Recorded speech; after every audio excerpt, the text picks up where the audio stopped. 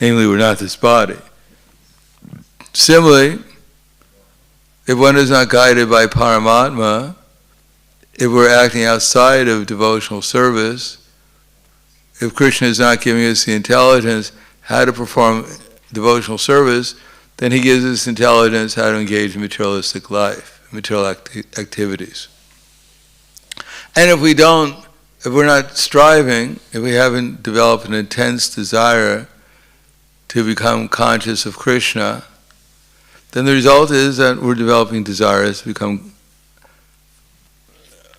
make arrangements for our sense gratification in the material world. So this knowledge is the knowledge of the awareness, the consciousness, the experience of the nature of Krishna's activities, the spiritual nature of Krishna's activities. Not just what Krishna does. Krishna plays on his flute, Krishna dances with the gopis. This is just information. Knowledge is to actually experience or hear Krishna's flute. If we tell you that there's a famous musician and his music is wonderful, and we describe how wonderful the music is, and you never listen to the music, no one will be very much impressed. It won't become your favorite musician. Similarly, unless we can hear Krishna's flute, unless we can smell Krishna and touch Krishna and hear Krishna and serve Krishna, then it all remains very theoretical, and it's not too much more than just like a fairy tale. Of course, the nature of Krishna's name and his forms and his qualities and pastimes are spiritual, so there's no difference between Krishna and his form and Krishna, or Krishna and his activities in Krishna. But Krishna also says, Naham prakasha sarvasha yogamaya samavrita mudo yam navijananti loka yam ajam avyam. That he's never manifest to the foolish and unintelligent. For him is covered by this created potency, yogamaya, and so the deluded world knows him not, who are unborn and inexhaustible. So Krishna is also, our consciousness is covered. It's like, as I said often, it's like trying to eat a meal with a glove on our tongue. The meal may be very nice, but we won't be able to experience the meal as long as we have a glove on our tongue. Similarly, as long as our senses are covered by the material energy, then it's very difficult to experience what Krishna consciousness is actually like. So, Krishna is offering us an opportunity to, first of all, hear about him, because hearing about him is spiritual. Chanting Hare Krishna is spiritual in the sense, Nitya Nava Nava Yavana, that is always fresh. Otherwise, we would not be able to chant 16 rounds every day unless it was something different from some ordinary, mundane sound vibration. No one can chant 2 hours, water, water, water. It would not be possible. But because Hare Krishna is spiritual, therefore it's possible. But unless we're actually aware, unless we're actually focused in on the holy name and giving our feeling towards the holy name. We talk about love, we give our feelings to things we love or hate. But we give our feelings to some object. And if we chant Hare Krishna, Hare Krishna, Hare Krishna, Krishna Krishna, Hare Hare, Ram Ram Ram, Hare Krishna, Hare Krishna, Krishna Ram Ram Ram Ram, Hare Ram Ram Ram, Hare Hare. Just to get our rounds done. The biggest relief of the day is when I go to sleep, and when I get, and the topmost is when I get my rounds done. And a big burden is lifted off my shoulders. Finally. It's done. So, that kind of attitude is not exactly very attractive to Krishna. Could you imagine if you were in love with someone, you had a girlfriend or a boyfriend, and you couldn't wait to get rid of them? I love you deeply, but I can't stand being with you. Could you please go away? Make me feel good. How would your boyfriend or girlfriend feel? Finally, you're out of here. Oh, I feel so good. The relationship probably wouldn't be very deep. Similarly, unless we can actually feel Krishna's presence in the holy name, there's not much attraction for Krishna consciousness, because if Krishna and his name are not different, and we chant Hare Krishna, and for us it's a burden, it's like a distraction from our actual existence, then the result is that we won't have any relation with Krishna. If we can't appreciate the holy name, how are we going to appreciate what's in the books? Much more complicated than just chanting Hare Krishna. So knowledge means, as it says, how to get free from our material conceptions during our life, our existence here, so that when we chant Hare Krishna, we'll be able to actually focus in on it, rather than being worrying about a million other things that we got to do, or what's going to happen, or what happened. To actually chant Hare Krishna and be peaceful enough, be receptive enough, be ready to become conscious of Krishna. If we think another day, another 16 rounds, whatever it is, nothing happened yesterday, nothing's going to happen today, nothing will happen tomorrow. I already maxed out on Krishna consciousness. I reached the summit of my advancement in this lifetime. The only thing to look forward to is the Sunday feast, if they have pizza and ice cream. No, with such an attitude, of course Krishna is thinking, they're not really interested in me. They're interested in if something's offered to me, some prasadam or something. They're prasadam devotees. If it's your choice between going back to Krishna and going to the feast, we'd probably choose the feast. Did you hear Krishna's coming? He's down the block. Come on. Why are you bothering me?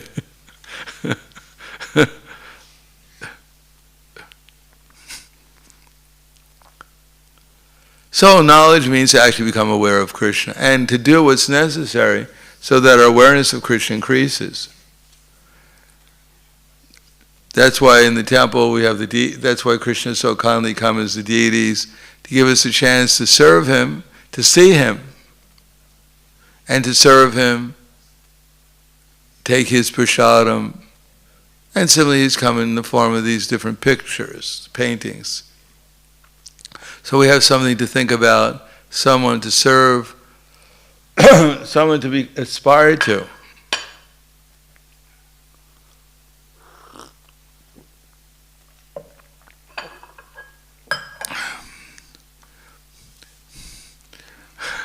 We don't paint pictures of devotees falling asleep in japa. Hang them on the wall. Join the Hare Krishna movement. No, we have pictures of Krishna with his devotees who are actually anxious to serve him. You don't see Mother Jasoda, Krishna, give me a break, maybe one day off. Get off my lap. You're getting too fat. I can't hold you on my lap anymore.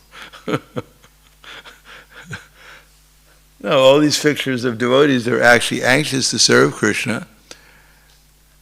It's not that Krishna is coming back from his herding the cows And someone says, Krishna's coming back. You go, well, come on, there's a big movie on. I'll see him tomorrow.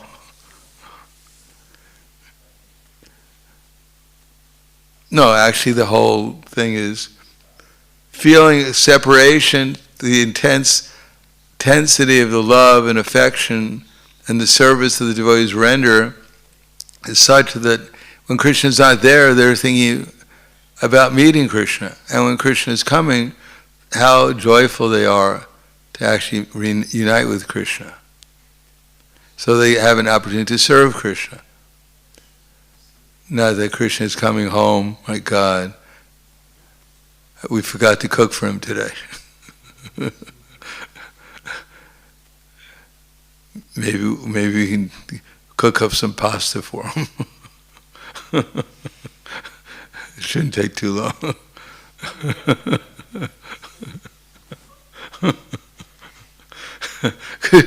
No, I mean the example of the Krishna's devotees is such, they're overwhelmingly 24 hours a day thinking how to please Krishna. It may not be so elaborate, they may be dancing for Krishna, cooking for Krishna, chanting, singing for Krishna, but they want to please Krishna. And therefore they never get tired of doing these things, however simple they are, or how complicated it may be. Sometimes they sew flower garlands, ornaments for Krishna. They make a dhoti out of flowers, they make ornaments out of flowers, but it's all out of love, and therefore there's no burden for Krishna to do it.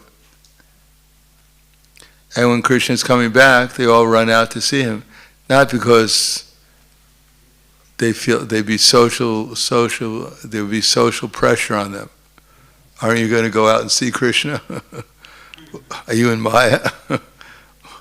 No, they spontaneously, because Krishna is so beautiful, they ran out to see him. So similarly, if we're doing service for Krishna, then we should remember him. If we're actually doing service that Krishna wants us to do, then we should remember him, and that remembrance of Krishna, that remembrance of Krishna's devotees serving Krishna, that's the highest pleasure that exists, that love between Krishna and his devotees. Krishna is unlimited, therefore his love is unlimited. It fills everything up, the atmosphere, because filled with Krishna's feelings, and the feelings of Krishna's devotees combine together to create the ecstatic atmosphere of the spiritual world. And our feelings are aroused not only by feeling Krishna's feelings, but it's Krishna's feelings towards his devotees. Not only towards us, but towards his other devotees. Otherwise, why do we have books like Srimad Bhagavatam, Bhagavad Gita, Chaitanya Charitamrita? Chaitanya Mahaprabhu used to listen to the stories of Prahlad Maharaj and Dhruva Maharaj over and over again, because of their intense feelings. If we hear about Prahlad Maharaj, then we can actually imagine how much he was, in spite of all difficulty, how he was absorbed in meditation on Krishna. How deep was his meditation? How deep was his feelings towards Krishna? That he said that whenever I hear about Krishna's glories, I merge into an ocean of happiness. So when we hear about Krishna's glories, are we merging into an ocean of happiness? We should be. And if we're not, then we have to make some improvement in our consciousness. So, naiva dvije paradaratya vaitaranyas tvavirya gayana mahamrita magni chitak soche vimukha chetasa indriyaratam maya sukhayam bharam udvitoma vimudan. So Prahlad Maharaj said, I don't need anything in this material world. I don't need any benediction, because when I hear about your glories, my consciousness is merged into an ocean of bliss. It's not just some kind of impersonal bliss. Prahlad Maharaj was remembering Krishna's forms, his different pastimes, his devotees, they're interchanging. It's like he's there in the spiritual world with the loving exchanges with Krishna and his devotees. Therefore, he's merged into the same spiritual loving exchanges, same spiritual pastimes that Krishna is enjoying eternally with his devotees. And therefore, one becomes overwhelmed with happiness and excitement. And it's always ever fresh and ever more exciting, ever more loving. But he's also engaged in trying to help others become Krishna conscious, because Krishna wants everyone to become Krishna conscious.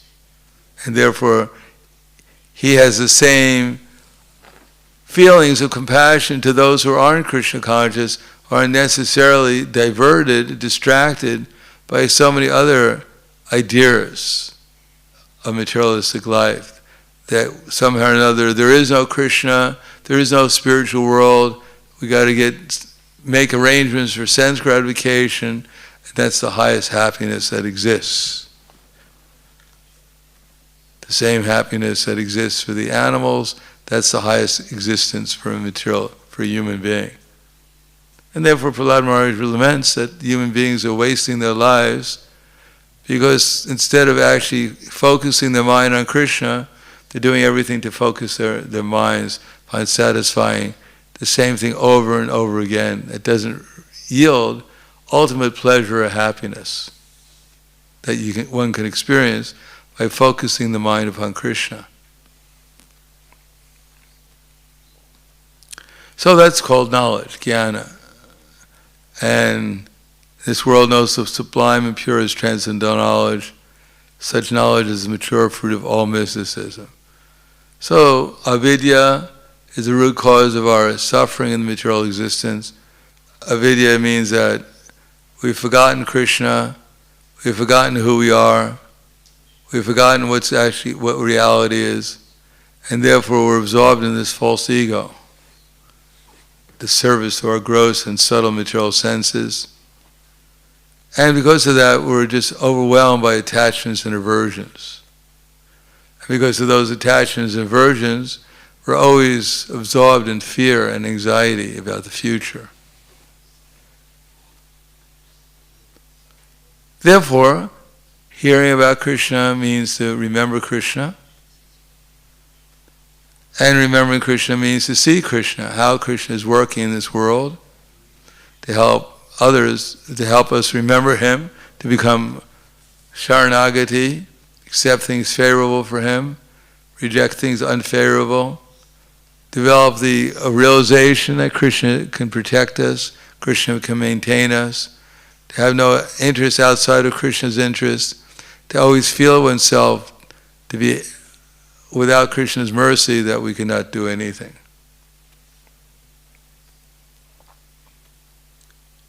Then we have the proper perspective. Then in all circumstances, favorable or unfavorable, we have that conviction. Then the result is that we'll be engaged in devotional service and we'll think about Krishna. And then we'll be able to do everything very skillfully in such ways that we'll never forget Krishna. We'll always remember him and we'll never forget him.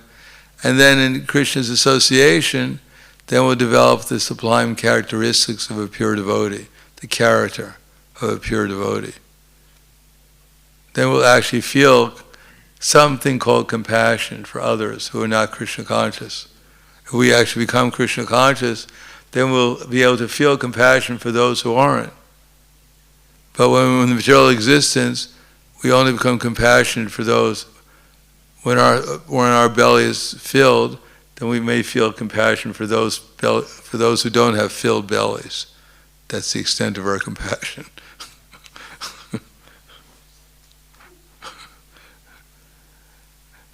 Then we might offer someone else a bite of our sandwich out of compassion.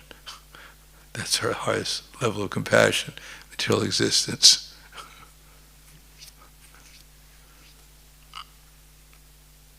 We think that people need to fill their empty stomach more than they do to fill their empty soul.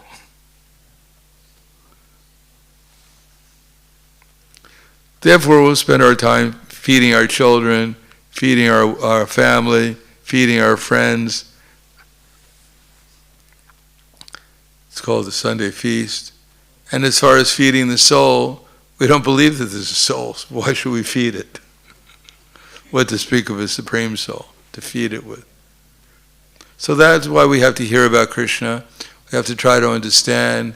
We have to try to see things in relationship to Krishna.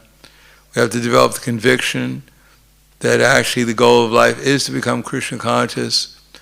We have to practice the skills of how to do things in such a way that we always remember Krishna and never forget him. And then we have to come to the platform of developing some of the characteristics of a devotee. And then avidya will go away, and our false ego will weaken. We'll actually develop the idea that maybe I am Krishna's eternal servant. Maybe I should try to hear from him what he wants me to do. And then our attachments and our aversions will go away gradually. We won't see everyone as either a friend to give us what I want, or my enemy who may take something away from me. And then we won't be so much afraid of leaving this body. I'm going to lose all my friends, but at least I'll get away from my enemies. But we won't be absorbed in this material concept of life and afraid someone might steal my toothbrush. What am I going to do without a toothbrush? I love that toothbrush.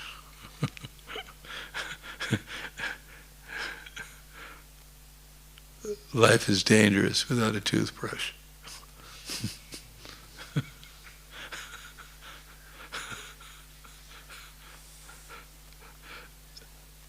So we won't be in so much anxiety about what my future will be without that toothbrush. And we can relax a little bit and think about Krishna and be happy and satisfied that I'm thinking about Krishna. Whatever happens will happen, but it happens will happen. But as long as I'm in Krishna consciousness, it's not going to happen to me, it's going to happen externally. But actually my life is in Krishna consciousness, not just externally. So I'll stop there. Thank you. Any questions? Yes.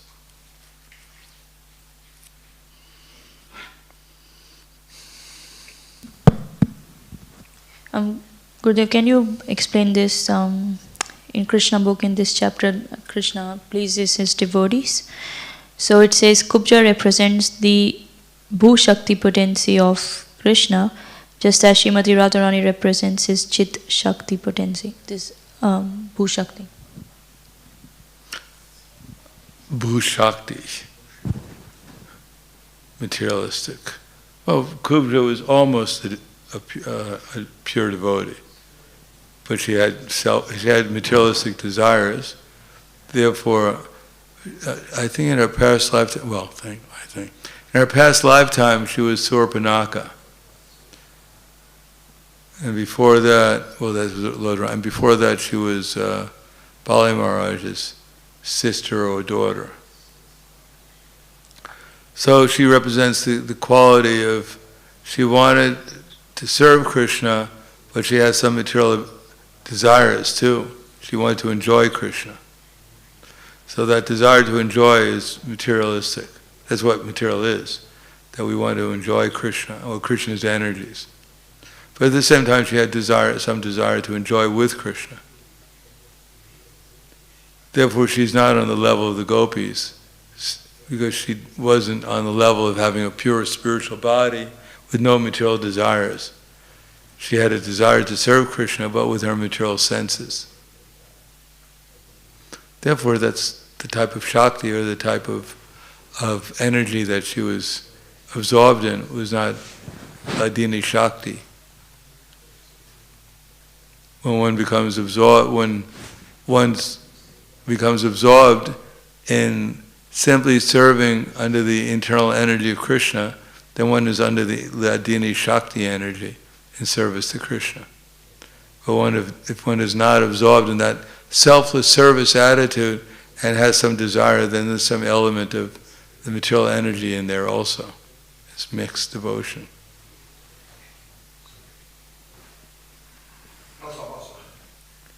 What's that? Rasavasa is a little bit different. Yeah, that you can read about in the Nectar of Devotion.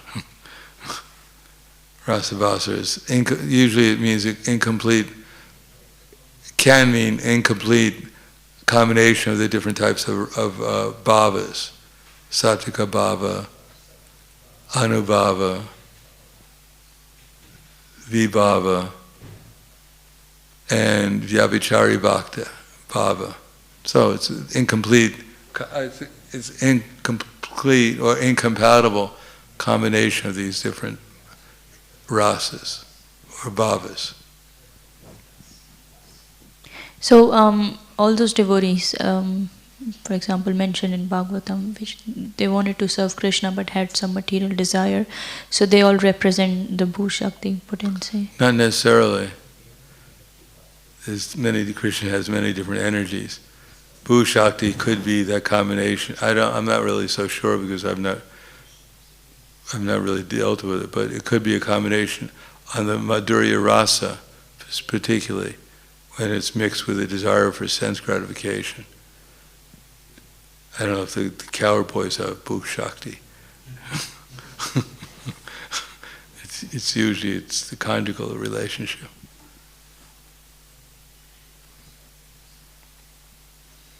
It's like there is, even in this world here, there's some difference in the attitude of the mother serving the child and the mother having a conjugal relationship with the father and having friends. They're not all the same energy, although they're under the spell of the material energy, but there's a difference between the different types of material experiences in the material world also. So you can't say they're exactly the same. The relationship between the mother and the child, and when the energy she puts into the child and the energy she puts into her husband. I hope not. Hope she doesn't treat her husband like a child. Rockabye husband.